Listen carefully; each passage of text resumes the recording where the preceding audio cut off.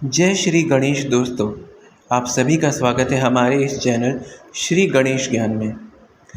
दोस्तों, ये वीडियो आज मैंने तुरंत इसलिए बनाया है क्योंकि मैंने देखा है आज कि नौ दुर्गा की पूजा में कई लोग मिठाइयों का जो प्रयोग कर रहे थे, उसमें उन्होंने कुछ मिठाइयाँ ऐसी माता को चढ़ाई हुई थी जिसमें चांदी का वर्क लगा हुआ था। यानी कि आपने देखा होगा ज़्यादातर वो वर्क काजू कतली में दिखता है, जिसके ऊपर चांदी की चमक होती है पतली सी। लड्डुओं पर भी कई लोग लगा देते हैं, और कई लोग आप हनुमान जी के मंदिर में भी देखा होगा आपने, कई जगह लोग लगा देते हैं चांदी का वर्क।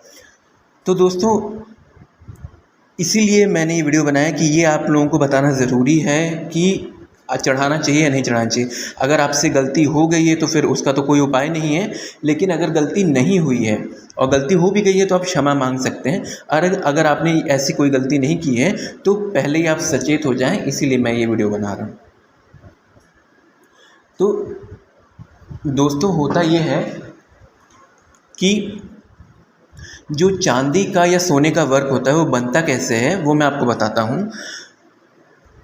चांदी का छोटा सा टुकड़ा या छोटा सा आपका सोने का टुकड़ा ले लेते हैं लोग जो बनाते हैं, और एक चमड़े की थैली रहती है।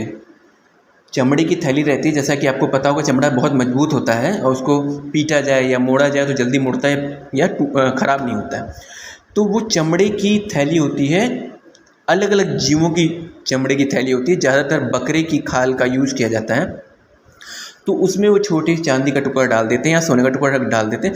फिर उसको बहुत पीटा जाता है, मतलब इतना पीटा जाता है, इतना पीटा जाता है, इतना पीटा जाता है कि वो एकदम पेपर से भी पतला हो जाता है। ठीक है, आप गूगल पे भी सर्च कर सकते हैं इस चीज़ के बारे में, और यूट्यूब भी कई लोगों ने वीडियो बना रखा है, वो भी आप देख सकते हैं।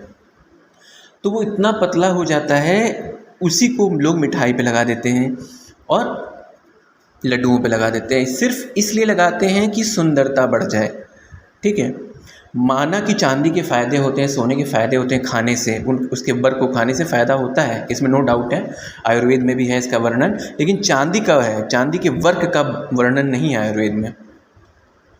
आप मेरी बात समझ रहे होंगे कि सिर्फ चांदी का वर्णन है, चांदी के वर्क का वर्णन नहीं है।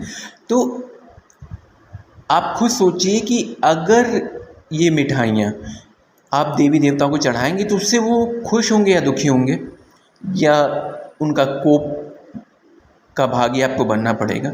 तो आप लोग खुद समझदार हैं कि हिंदू धर्म में चमड़े की कोई भी चीज़ ऐसे नहीं इस्तेमाल होती है। ठीक है, शुभ कार्यों में। तो मेरी आपसे सविनय विनती है कि कृपया करके आप कभी भी किसी भी शुभ अवसर पर बाहर से अगर कोई मिठाई ला रहे हैं तो उस पर ऐसा वर्क हो तो कृपया करके ना लें, और मैं तो ये कहूँगा उस दुकान से भी ना लें। ठीक है, और सबसे उत्तम रहेगा कि आप भगवती का प्रसाद अपने घर में ही बनाएं।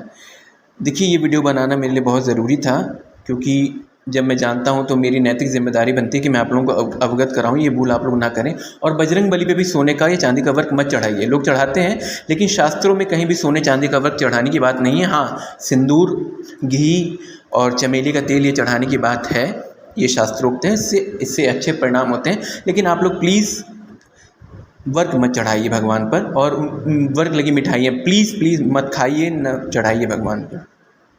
तो दोस्तों, यही बात मैं कहने के लिए आज मैंने ये वीडियो हड़बड़ी में तुरंत बनाया है। तो आज मैंने देखा तो मैंने सोचा आप सब मेरे सब्सक्राइबर को बताना ज़रूरी है, तो इसलिए मैंने आपको बता दिया। ये छोटी सी बात नहीं है, बहुत बड़ी बात है। तो कोई भी चीज़ आप यूज़ करते हैं तो ये पहले सोचिए कि बनी कैसे है। ठीक है ना, तो ये ऐसा ना हो जाए कि कहीं शुभ की जगह अशुभ हो जाए। ठीक है दोस्तों, तो आप लोग ये गलती मत करिएगा, और ये वीडियो ज़्यादा से ज़्यादा शेयर भी करिएगा लोगों में। ठीक, आप लोगों ने अपना बहुमूल्य समय मुझे दिया, इसके लिए आपका बहुत बहुत बहुत धन्यवाद।